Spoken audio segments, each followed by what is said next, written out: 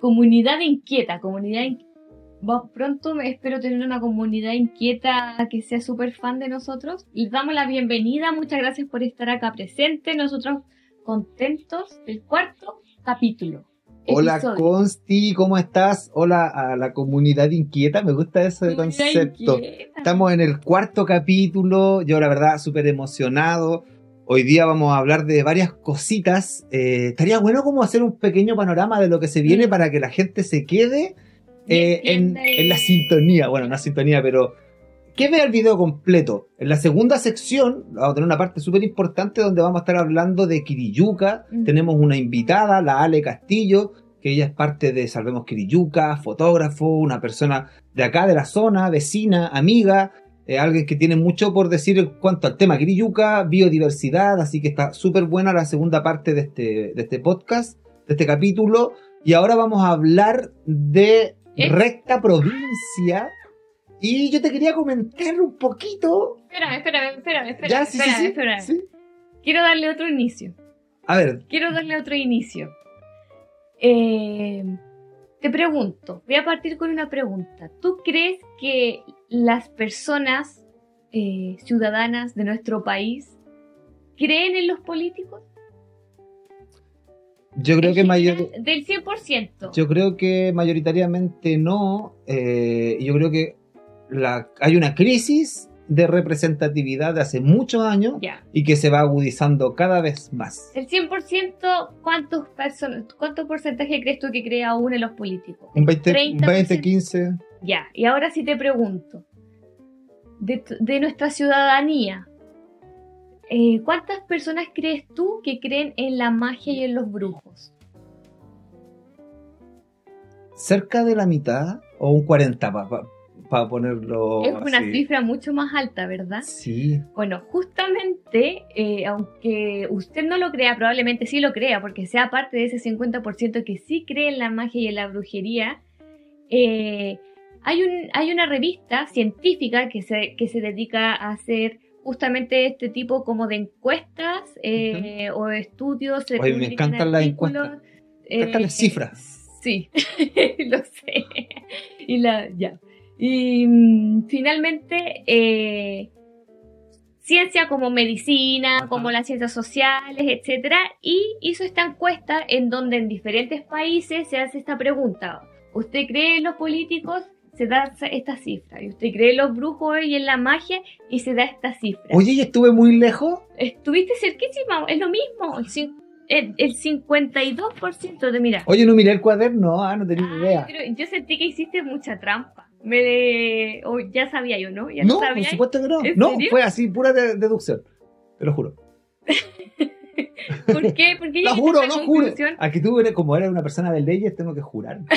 Ya. Eso es cuando juras ante Dios. Si no, es yo prometo. Escucha, creo más en la justicia, pero bueno, no importa. Ya, al punto. No miré, no tenía idea. Ya, justamente esta revista hizo la encuesta y sacó, los resultados dicen que cerca del 52% de las personas que viven en Chile creen en la magia y en los brujos. Y es un porcentaje mucho mayor de lo que podría decir y pensar que creen en los políticos o en la política. Y déjame decirte que Chile, dentro de la zona, en Brasil, Perú, Argentina, es uno sigue siendo uno de los porcentajes más altos. Argentina está en un 44%, Perú, Bolivia un 32%, 39% y Chile en un 52%. Oye, Perú, Bolivia, yo me imaginaría que tienen más conexiones con cosas de brujería, temas así. Está ahí bueno, y Brasil, ¿verdad? Brasil, ¿no? El tema de la macumba, ¿no? Sí, esas cosas. Colombia. Pero Chile se destaca, no tenía idea. Chile se destaca con la creencia de la magia. Espiritismo, cosas místicas. Sí. Y esta es una encuesta de ahora, del 2022 que se hizo la encuesta. Entonces, es reciente. Finalmente, ahora con la historia que vamos a pasar a contar, no llama tanto la atención como que hubiera pasado en Chile esta situación de tener un caso en que se intenta enjuiciar a un grupo, a una secta llamada la Recta Provincia. Oye, y la Recta Provincia, me encanta el tema. Así que cuando tú me dijiste que ibas a hablar de la Recta Provincia, yo me encontré así como alucinante. Te quería preguntar para ponernos en contexto como en qué épocas estamos hablando. 1870, 1880. Oye, ¿Y en qué estaba Chile en esa época, más o menos? En ese periodo, justamente Chiloé estaba viviendo una situación como de transición entre españoles y los pueblos originarios también que estaban en la zona y la gente que era de la zona de Chiloé. Entonces había un tema de conflicto de no saber qué bando estoy reconociendo. Por un lado estaba el Estado de Chile, que quería reconocer a Chiloé como Chile, y todo este pueblo, esta comunidad que se reconoce como sí misma, con sus propios nombres, con sus propias leyes, con su propia institución, con sus propios reyes, con sus propios juicios.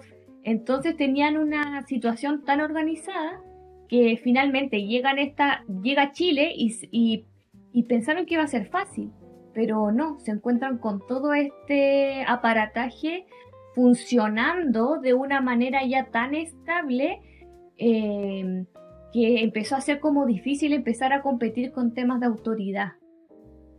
Finalmente es como un estado dentro de otro estado, pues, y eso no puede... Bueno, es un conflicto que tenemos actualmente también en el sur de Chile. Por la zona de la Araucanía. Pero también entiendo que tiene que ver con que también es una isla, ¿no? Estamos hablando de Chiloé. Claro, isla y muchas islas también. Y ahora las cosas son más inmediatas, hay mayor comunicación entre la isla y el continente, está todo más conectado, tenemos la virtualidad a nuestro favor, pero en ese tiempo la ley y la justicia, como quien manda, digamos, no puede tener una conexión tan directa y no puede tener una presencia el Estado en la isla. Me imagino que también se da por esa situación de aislamiento en donde es más inmediato resolver problemas con una autoridad local. Claro. Pero ahí está el conflicto de interés, ¿no? Pero aun cuando había autoridad local, había una autoridad oculta. Claro, que esa es la Recta Provincia. Siendo aún muy poderosa. Entonces, ¿qué me importa lo que digan ellos, cachai?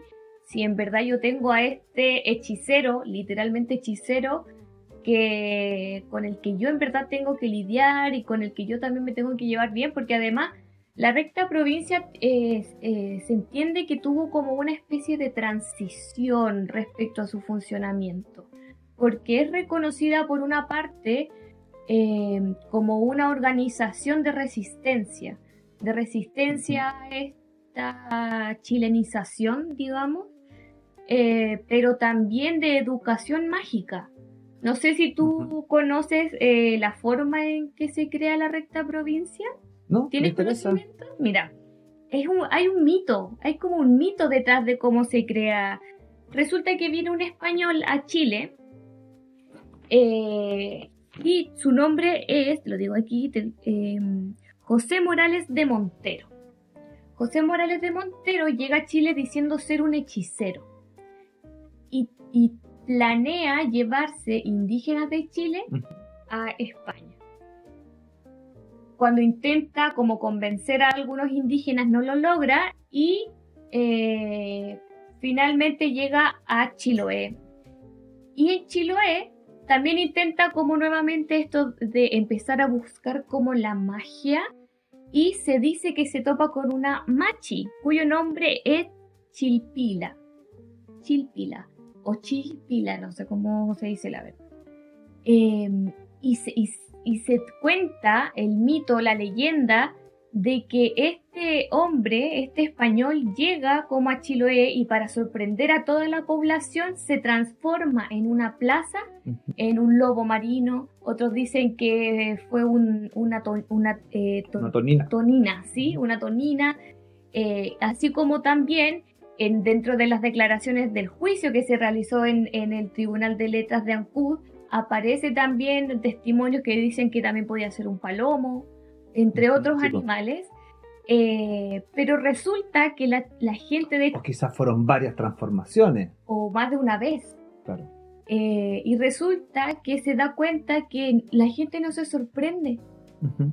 Y dice, y él dice como, ¿por qué nadie se sorprende? Y es como, lo que pasa es que acá también hay brujos.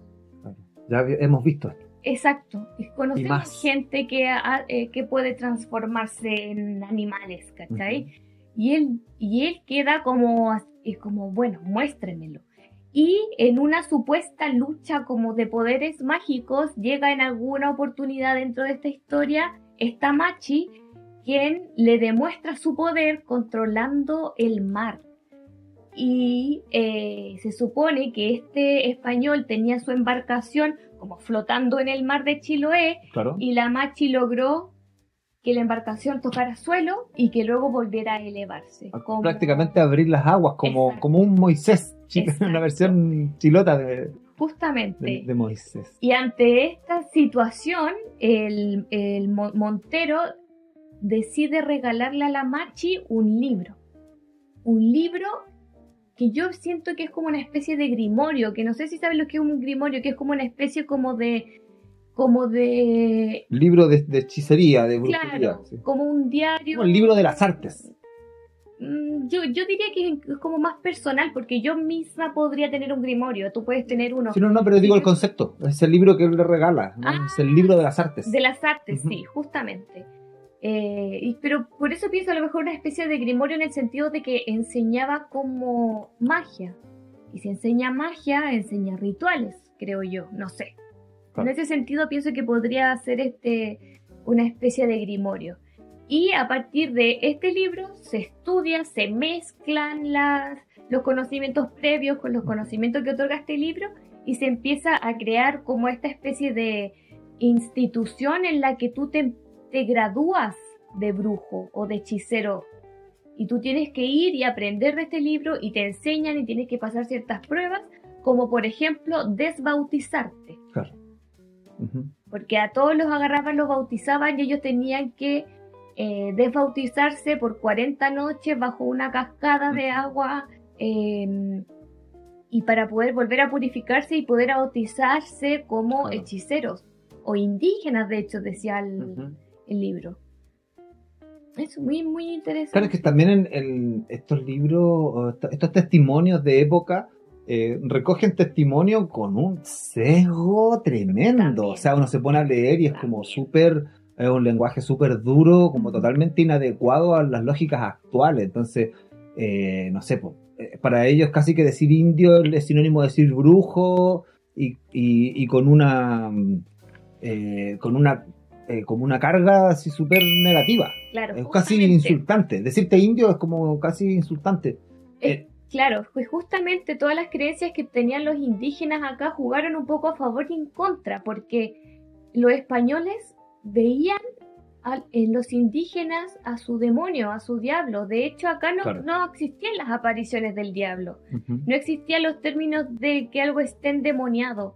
Claro, esto es algo católico. Ellos llegaron con la idea del demonio, como esto Claro. es del demonio, esto es del diablo, y se le otorga una característica diferente, que no digo que sea más mala, probablemente también era una magia oscura, por ejemplo, pero no necesariamente categorizada como a este único ente, que también lo deja muy corto, creo, a mí me parece. Y también creo yo, ahí no sé, pienso, no todo lo que los españoles o los colonizadores veían como brujería con los ojos del catolicismo era tal. Claro. Muchas veces era una abuelita que con hierbas curaba una sabiduría ancestral sobre el uso de algún elemento de la naturaleza, pero al no estar canonizado con el saber oficial, digamos, se lo trata como brujería, claro. Que pasó mucho, o sea... Sí, justamente se habla también que en este periodo de persecución también de la recta provincia, finalmente eran yerbateros las personas a las que terminaban encarcelando y que tenían estos conocimientos yerbales, porque además sucedió esta búsqueda. Y no sé si quieres que te cuente cómo empezó todo el proceso Por judicial. supuesto, cuéntame, Vamos a cuéntame. continuar entonces. En la historia, bueno, tenemos muy bien cómo empieza. Tenemos esta institución, ¿verdad? Llega un gobernador a Chiloé y dice, esto no puede ser más. Se me terminan todos estos de los brujitos y los... Claro. Y me los agarran y me los llevan todos presos. Entonces empezó también esta especie de persecución. Casa de brujas. Justamente una casa de Nunca mejor dicho. Claro. Acá se cree más en los brujos que en las brujas. Claro, sí. En todo caso, como que las brujas es más como anglo. Pero la que se enfrenta a Es una machi. ya sí pero una no bruja. tiene el término bruja, ¿cachai? Claro. Es como raro. No el término de la bruja de la escoba. Bueno, me estoy desviando. No, claro, sí, otra bruja. Otro arquetipo de bruja, Claro, totalmente. Claro. Y resulta que dentro de esta historia tenemos a dos hermanos, Cipriano y Santiago Rain. O Raín, no sé, no tiene acento, así que me imagino que es Raín.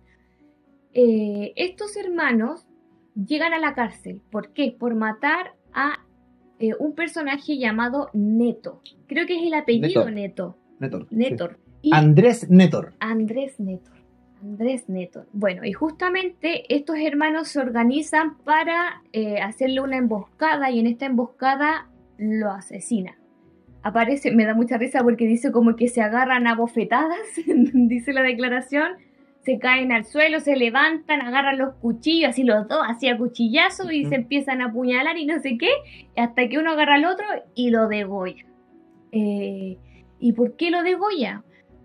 Porque Netor tenía una conexión muy intrínseca con la recta, teniendo como una especie de posición.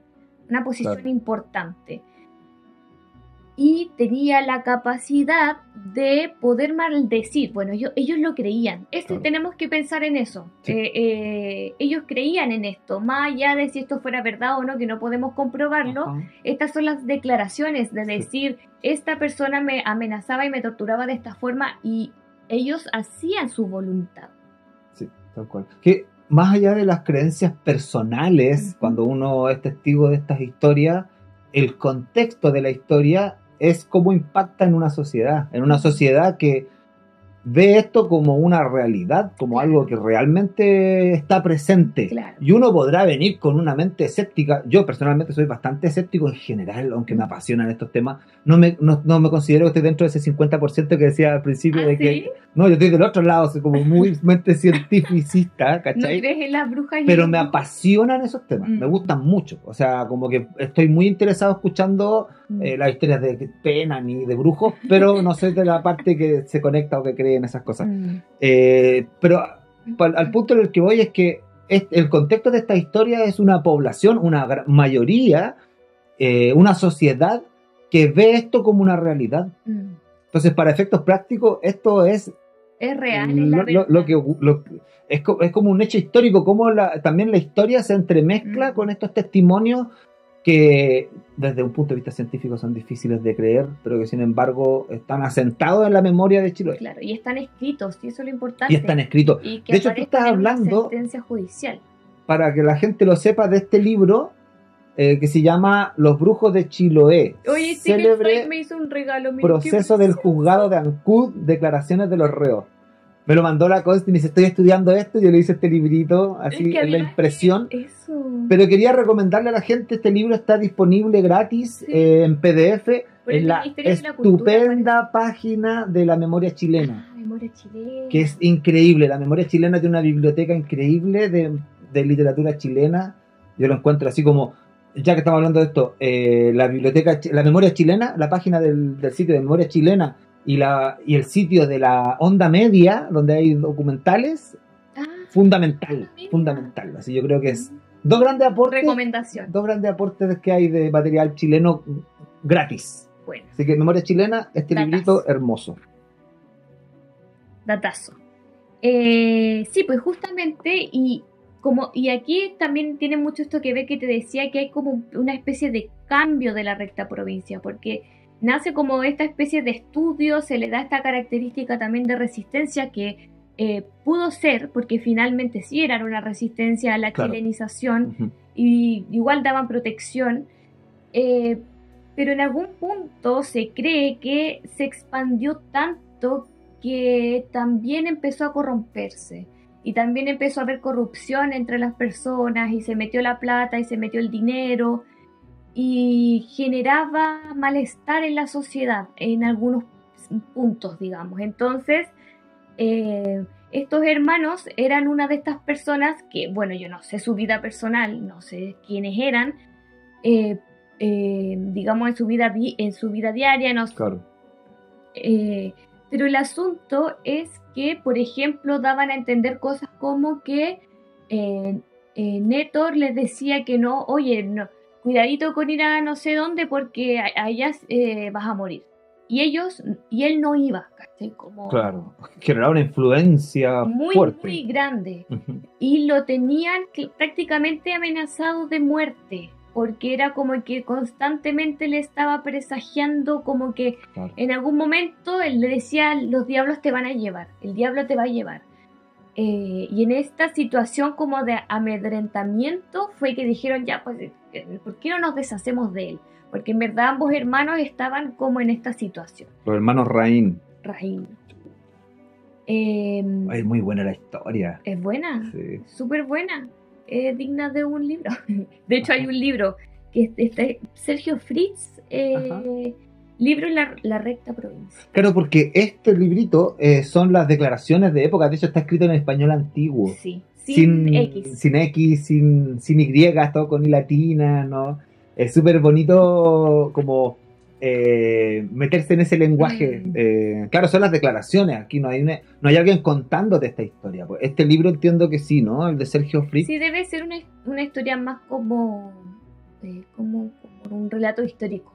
Claro. Como formato de un relato histórico. Me imagino, no sé. La verdad es que no lo he leído, así que no sé que existe. Sé que existe. Perfecto. Pero tampoco sé si lo recomiendo porque no lo he leído. Uh-huh. ¿Qué más? Bueno, en ese momento los toman a ellos y ellos, como estaba todo este ambiente de persecución, era como tenemos que sacar la información de quiénes son estas personas. Y poco a poco comienzan a dar información de quiénes son, de quién era él, a qué pertenecía, de dónde era.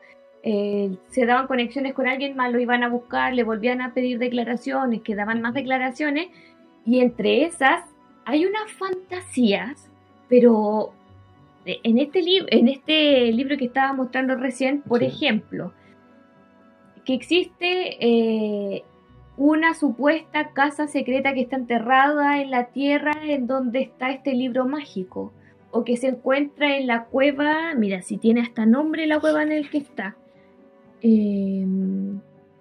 cueva de Kikabi.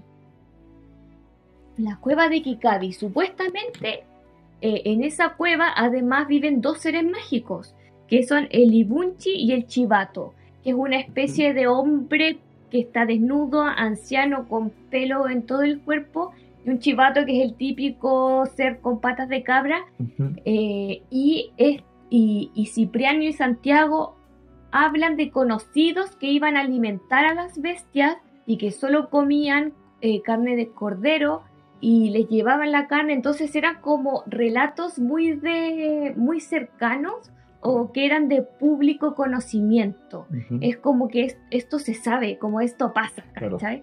Y déjame decirte que algo que es de público conocimiento no necesita ser justificado o probado por la ley. O sea, imagínate. Claro, es como que vaya a Rapa Nui a cuestionar de su cosmovisión. ¿Cachai? Claro, o sea, y esa era su realidad, esa es su verdad. Uh-huh. Finalmente, no se condena a nadie de la Recta Provincia. Todos desaparecen de las cárceles, sí.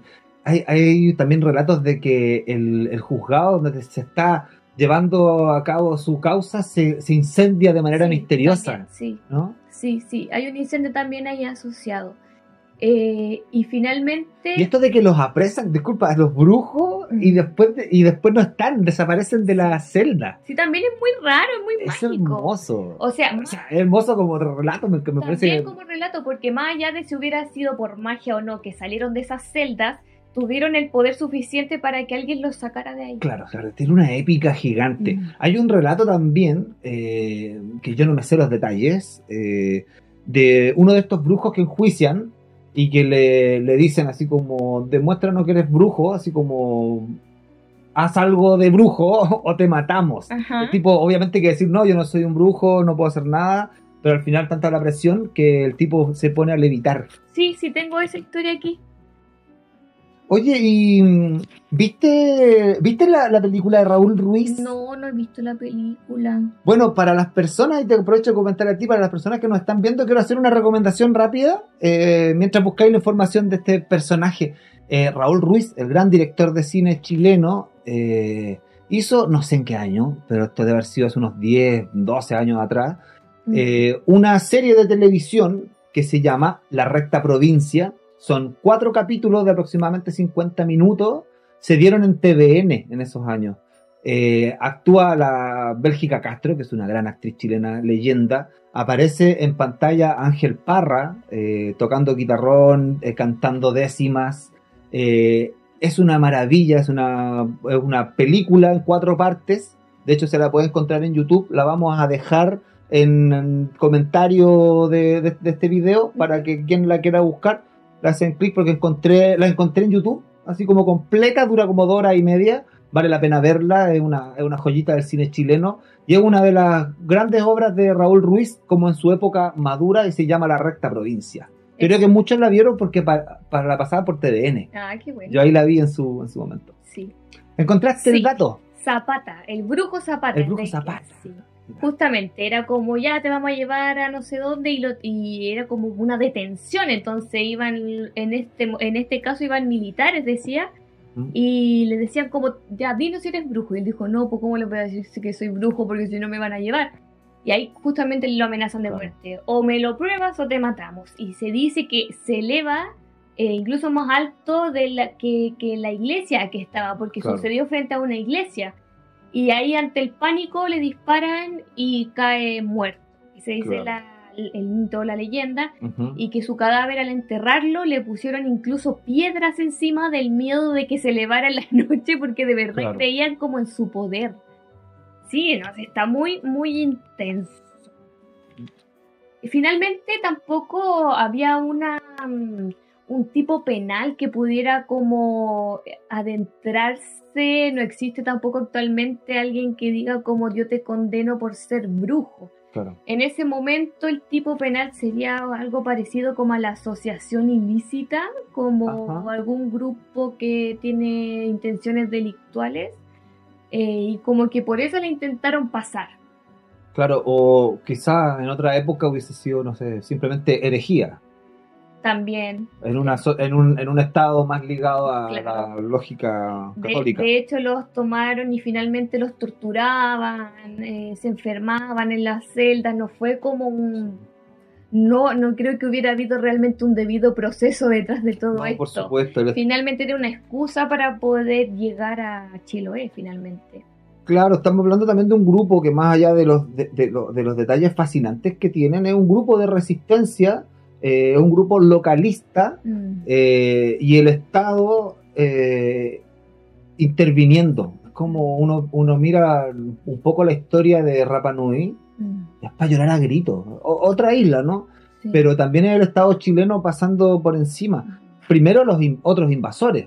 Antes del Estado chileno, por supuesto que hay historia detrás de Rapa Nui, y por supuesto que también hay mucha historia detrás en Chiloé. Hablamos de la Recta Provincia y lo ubicamos en el año 1840 y algo, pero la tradición viene de mucho antes. O sea, es el sustento de la tradición de esta cosmovisión de los huilliches, ¿no? Viene de muy atrás. Y de los chonos. Son siglos, es incontable el origen. Huilliches. Es incontable en fechas el origen de toda esta... esto que da después fruto de la Recta Provincia, que es como el enfrentamiento con el Estado. En realidad la Recta Provincia es cuando esto se transforma en un problema. Claro. Pero esto viene con mucha data. O sea, de hecho dicen que tampoco es que haya terminado, como que puede que Eso es siga, bien interesante. como que esté en las sombras Ajá. igual de alguna forma. Porque al final todos huyeron, no se sabe de nadie. Dice que se fueron a Argentina, pero O que están por ahí todavía. por ahí ocultos, Sí. siendo búhos, También, palomos. también Tonina. metiéndonos como también en este lenguaje, mucha operación y mucha participación de todo esto viene de este plano y del otro, porque Chiloé en su relato místico, por decirlo de alguna forma, hay mucha conexión con los muertos. En Chiloé podríamos decir es un lugar donde los muertos hablan y conviven con los vivos, ¿no? Uno escucha testimonios, relatos. Yo he visto varios documentales y me apasiona el tema. En la película de Raúl Ruiz, La Recta Provincia, los muertos tienen una voz presente toda la película, hablan todo el rato, ¿cachai? Es como leerse el Pedro Páramo de Juan Rulfo. Hay una relación en esos imaginarios, o sea, Son un entonces personaje más, están ahí demasiado es algo que va más allá de las épocas y es algo que uno podrá creer que está dormido, pero es tan fuerte simbólicamente en ese territorio que no podemos pensar que está erradicado ni tapado. Y finalmente no es solo en ese territorio, porque si las estadísticas dicen que Chile cree en la magia y en los brujos, en verdad es algo que está presente hoy ahora, es un personaje en el Chile actual. Lo que pasa es que creo que hubo un periodo como de mucho escepticismo, como de mucho creer que la costumbre no tenía valor. Igual nuestro derecho es así, no es como el de Estados Unidos, en donde la costumbre sí tiene un valor legislativo. Y hablando de Estados Unidos, te aprovecho de preguntar, ¿crees tú que pudiera haber alguna normativa que nos diga que alguien puede o no puede vender algo embrujado, por ejemplo? Claro, yo creo que no, que queda fuera del alero de la ley. En Chile queda fuera del alero de la ley, pero déjame decirte que en Estados Unidos existió una sentencia que falla a favor de quien compró una casa embrujada. Es una sentencia que incluso allá se estudian las sentencias porque esa es la forma de estudiar allá el common law, es cómo funciona. Te doy al tiro el nombre, es el caso Stambovsky versus Ackley, o Ackley, no sé cómo perfecto, hay jurisprudencia. Hay jurisprudencia, entonces para ellos es como si fuera ley, ellos pueden utilizar esta sentencia para poder argumentar otros casos parecidos de brujería. O sea, encuentro que en ese sentido la ley de los estadounidenses, digamos, al ser como más costumbrista, permite como un poco agarrar lo que piensan las personas, porque son jurados los que reciben las historias. Claro. Y si yo como jurado soy creyente de algo, va a haber mucha influencia. Claro. Es lo que yo voy a decir. Sí. Entonces, esa es la importancia que le dan allá. Y tenemos este caso en donde justamente se compra esta casa embrujada y se da también esto de que es como de público conocimiento que está embrujada, porque los vecinos de allá te dicen, no, si en verdad ahí pasan cosas, y al otro lado, no, es como que allá llega la gente y se va al tiro, como yo el otro día fui y me pasó esto, se sabía que ahí pasaba. De hecho había un reportaje de un canal de televisión que había ido a esa casa, entonces se sabía. Ajá. Pero la persona que fue a comprar la casa no lo sabía. Y en el contrato no estaba puesto que la casa estaba embrujada, porque en verdad nadie te obliga a poner que tu casa está embrujada. Obvio, ¿cachai? Es lo que el corredor no te va a decir. Tampoco. De hecho, hay cláusulas, por ejemplo, de situaciones donde alguien se suicida y son cosas que uno podría como comentar, ¿cachai? Claro. Pero ya ahí a decirte como, oye, mira, antes de firmar... Claro, comprar una casa que hubo un crimen atroz, por ejemplo. Claro. Eso, son como que con una carga. Degradan la propiedad, ¿cachai? Pero esto del embrujamiento de una casa es bien especial. ¿Y cómo lo justifico? Porque desde un punto de vista objetivo para el derecho, yo tengo que decirle al juez, es que ¿sabes, juez? ¿Cómo lo categorizo? Mi clienta dice que le agarran las patas en la noche, entonces como que ¿cómo usted me va a creer o no me va a creer? Entonces es súper interesante. Y tenemos este antecedente Ya, en los Estados Unidos. Oye, sabes que está muy bueno y me hizo pensar en algo. Me encanta también que estamos hablando de esta ley, de esta jurisprudencia que existe en el historial de juicios en Estados Unidos. Y como que no me sorprende, me hace conectar con algo, una referencia literaria. ¿Conoces el cuento El fantasma de Canterville de Oscar Wilde? Oh, no sé. Es una historia pero situada... me pasa que soy pésima para los títulos y tú después me habláis del cuento y es como, sí. Es una historia situada en Inglaterra, si mal no recuerdo. Oscar Wilde, un gran escritor inglés y muy irónico. Y cuenta la historia de una familia gringa que se compró un castillo. Yeah. Y no sabe esta familia gringa que está embrujado. En todo caso, este cuento también es una crítica a la sociedad moderna de los años de Wilde. Estamos hablando como finales del siglo XVIII, ese contexto, en donde él critica a los gringos como por ser demasiado frívolos, incluso por cosas contrarias a lo que tú estás diciendo, que también es una realidad, ¿no? Que la gente, el estadounidense es muy conservador, es muy tradicionalista.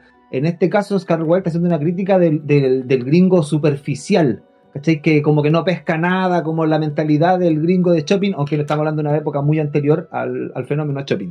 En fin, estos gringos se compran esta casa y descreen de todo lo que se dice de que está embrujada. Nadie la quería comprar, estaba muy barata, por eso mismo, y estos gringos dicen, con una lógica McDonald's, ¿no? Compro la casa y me da lo mismo. Qué conveniente. Me da lo mismo lo que haya detrás. Y llegan a la casa y el fantasma, por supuesto, del castillo de Canterville empieza su trabajo de asustarlo. Y lo gracioso, lo hermoso del cuento es que como los gringos no creen, pasan por alto del fantasma, porque el fantasma al final empieza a sentirse fracasado porque no cumple su función de asustar, ¿no? Y es buenísimo. Y los niños de los gringos, de la familia gringa, molestan al fantasma, le hacen trampa, porque es como llevar a la exageración de que no te creemos. Es buenísimo, es contigo. Muy gracioso, es muy entretenido. Así que recomendación de Fantasma Canterville, ya que estamos hablando de... No lo había leído. Con lo de la ley gringa, de que la familia de la casa embrujada, me imaginé a esta familia usando esta ley. A lo mejor a ellos... Le hubiera servido. Claro, sí, tal cual. Oye, muy bueno. De hecho, si tú buscas como en abogados.com, aparece ahí como ahora las instrucciones en estos estados, porque es como una página para inmigrantes latinos que viven en Estados Unidos. Entonces, como en estos estados tú tienes que poner que tu casa está embrujada, como tanto. Es loquísimo. Es loquísimo. Esta es una página. ¿Y como quién certifica que está o que no está? Eso, ahí ya hay un vacío gigante, ¿no? Muy raro. Sí. Muy raro. ¿Cómo puedes probarlo? Es como, no, pero la vinieron a santiguar, entonces ya no está embrujada. ¿Qué? ¿Cómo? Sí. Tiene que asegurarse. No, se abre un abanico de posibilidades ahí. Bueno, esto es un tema cuando en derecho se toman decisiones en base a cuestiones de las cuales no puede haber un sustento, una medición específica. Un baremo específico, porque todo tiene baremos, como... ¿Qué son baremos? Como el hombre medio, ponte tú. En el derecho penal se dice... en una situación de, no sé, caso fortuito o fuerza mayor, como qué habría hecho un hombre común en estas mismas circunstancias. Probablemente habría hecho lo mismo, no sé. Se le está quemando la casa y en vez de salvar al gato del vecino, salvó a su hijo. Entonces esa persona no tiene culpa de que hubiera muerto el gato del vecino. ¿Cachai? Entonces tenemos que pensar a esta persona en el baremo de una persona promedio común. Porque nadie está obligado a ser un superhéroe de la vida. Cualquier persona en esa misma situación probablemente habría ido a salvar al hijo y no al gato del... Claro. Eso. Oye, te invito a que volvamos a la recta provincia, volvamos a Chiloé, y ya para cerrar este capítulo, yo también te traje algo.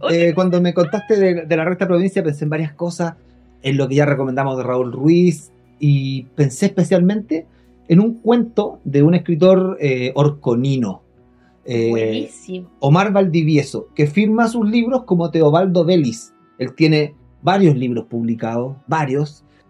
Quizás el más clásico y más hermoso y más recomendable es Las Crónicas Náufragas, un libro precioso de crónicas de naufragios en los alrededores de Orcón. Y tiene varios libros más, y uno de esos libros se llama Cuentos de Caneo y otros mitos del Horcón. Ah, Tiene un libro, tiene un cuento en este libro que se llama La silla encantada y está directamente relacionado con todo esto que estamos hablando. Así que te lo quería compartir a ti y a nuestros a nuestra escuchas, comunidad comunidad inquieta. La silla encantada, Omar Valdivieso. Para Jeremías Romo, compañero de faenas en el Doña Neri. Fue el viejo artesano el que me abrió los ojos, el primero que manifestó las grandes dudas. Antes, mi abuela me había insinuado algo que le parecía muy extraño.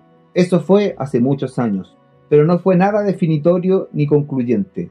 Ella me contaba que el abuelo, cuando se sentaba en la silla, dormía largas siestas, pero se despertaba intranquilo, mal genio y angustiado. Después que el viejo murió, la silla quedó abandonada en el cuarto de los cachureos, entre las herramientas de campo y las cacharpas de las faenas de pesca. Todos los artilugios olvidados en el viejo zaguán.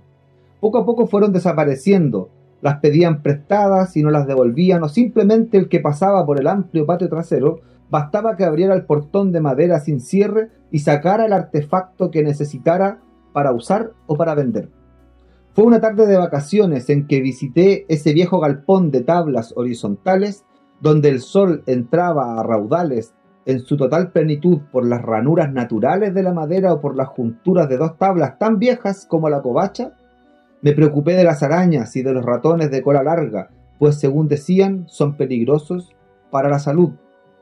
Un revolcón de recuerdos me asoló ese verano en que me metí al cobertizo de desperdicios. Innumerables objetos que eran parte de mi infancia golpearon mis ojos y me hicieron evocar una serie de situaciones vívidas con esas cosas ahora en desuso. Las bridas del niño, aquella noche que escapamos del tétrico árbol del camino de la zorra colgá, el asadón con el que dimos muerte a una culebra, lo más parecida a un culebrón por el tamaño y los pelos en la cabeza, y la montura del guatapique el día que se hizo el lacho con las niñas durante un partido de fútbol. Ahí estaba, semicubierta por un montón de maderas, tablas y fierros oxidados. Era la vieja silla. Más bien un delgado sillón, pues tenía barandas para afirmar los codos. El respaldo era una circunferencia con coquetos retoques rococó, y las patas curvas tenían una terminación en garras de murciélago. El respaldo y el fondo de la silla no tenían nada. En un momento pensé en mandarles a poner un armado para colocar un cojín o que un tapicero les pusiera una tela con resortes para que quedara utilizable, pero el viejo artesano que encontré en la caleta, a falta de tapiceros, me dijo en forma concluyente: «Mire, jefe, no hay lugar para hacer ese armado que usted desea. Estas sillas son antiguas y de muy buena calidad. Tienen el sonsacado para tejer un telar de mimbre, de ese mimbre delgado que al tejerlo queda como con agujeros. No es para el mimbre de acá, ese grueso común y corriente. Estas sillas o sillones pequeños fueron hechos en Chiloé, a mediados del siglo pasado. Fueron artesanos muy aptos y conocidos. Si usted quiere ser perfeccionista en su trabajo, debe hacerlo donde todavía se confecciona este tipo de obras. Si me la deja acá, yo se la recaucho a la buena de Dios nomás». Quedé pensando un rato. ¿Valdría la pena restaurarla? ¿El viaje y el costo serían lo adecuado? Es una silla ritual, continuó el artesano. Si la desea arreglar debería hacerlo como corresponde. Es una pequeña obra de arte y ya no se ven en el mercado. Por lo tanto, si después quiere venderla, un anticuario le dará sus buenas monedas. Me mantuve en silencio, mirando la silla, cuando el viejo agregó: «Yo sé de un colega en Isla Lemuy. Está un poco anciano, pero aún hace este tipo de trabajos. Si llega a ir de vacaciones, yo le doy la dirección y las indicaciones de cómo llegar». Permanecí en silencio. No tenía planeado viajar a Chiloé, aunque ese era un paseo que me debía, y este sería posiblemente la oportunidad de realizar el viaje.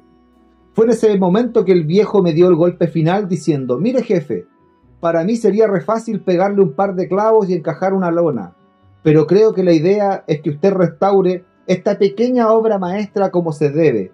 Y no se olvide que los antiguos viejos chilotes contaban que estas sillas eran importantes y tenían cualidades fantásticas, por decirlo menos. Ahí quedé marcando ocupado. Recordé las palabras de la abuela y comencé a atar cabos. Si la abuela decía que cuando el abuelo dormía sucedían cosas anómalas y el artesano manifestaba que estas sillas tenían cualidades extrañas, no podía ser menos que algo normal pasaba en estas butacas.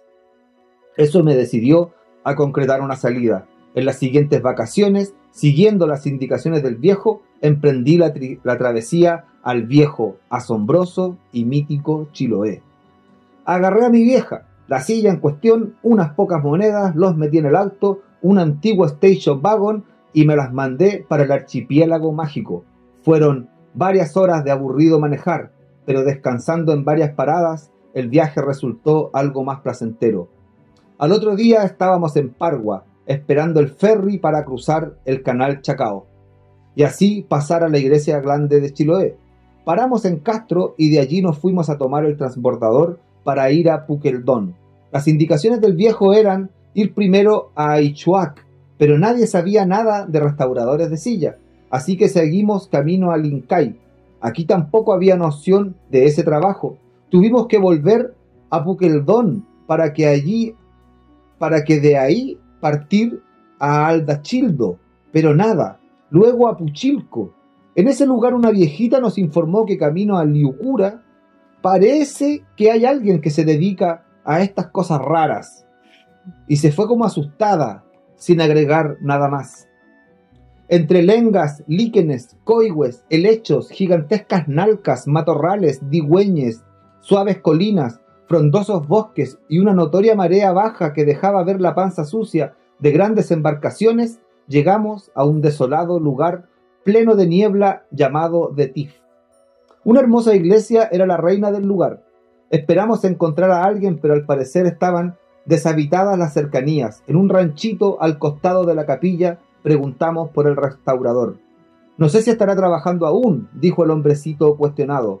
Está viejito, poco sale a la calle, casi siempre está en cama, pero si sabe algo, solo él se lo puede decir.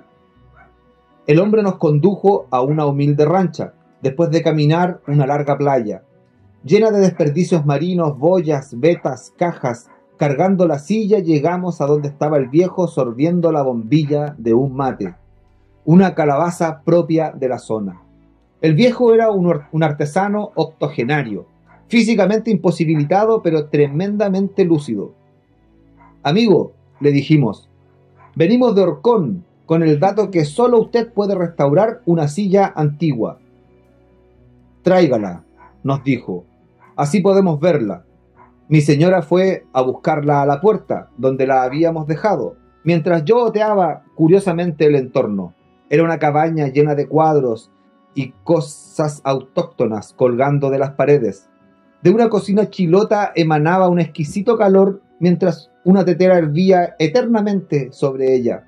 Al entrar y mostrar la silla, el viejo abrió los ojos sorprendido y preguntó, ¿de dónde la sacaron? Era de mi abuelo, respondí un tanto paralizado por su pregunta. ¿Y su abuelo de dónde la sacó? Volvió a inquirir perentoriamente. No supe qué responder.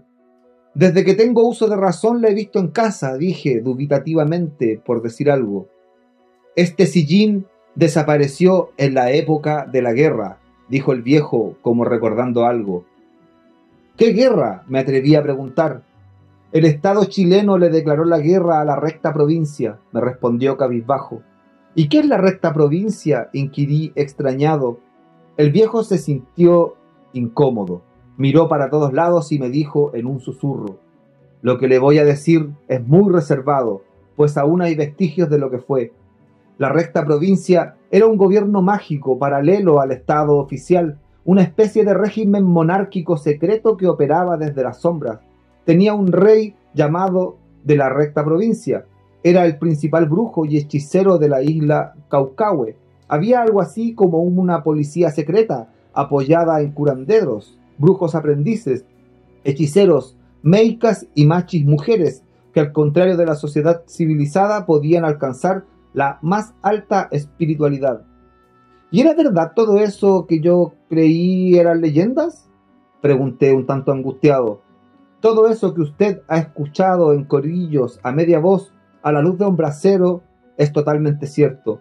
Esas bestias mitológicas aparecidas entre el follaje, todo tipo de maleficios a gente buena para controlar la población, ocultos pasajes en mundos subterráneos, pieles o cueros cabelludos humanos, mal estirados a distancia por gente envidiosa, encahuetados por sobredosis de raspado de cachos, regalo de ropas embrujadas, tomas de aliento para que se vayan secando, enlesados por un aliento o un aire, converticiones en sapo, búsquedas de ramas de palki contra males, brujas que cobran por seguros contra magias negras, todo eso es totalmente cierto. ¿Y por qué habla de una guerra?, inquirí perplejo. Pues el gobierno de Chile le declaró la guerra a las cofradías organizadas en el archipiélago.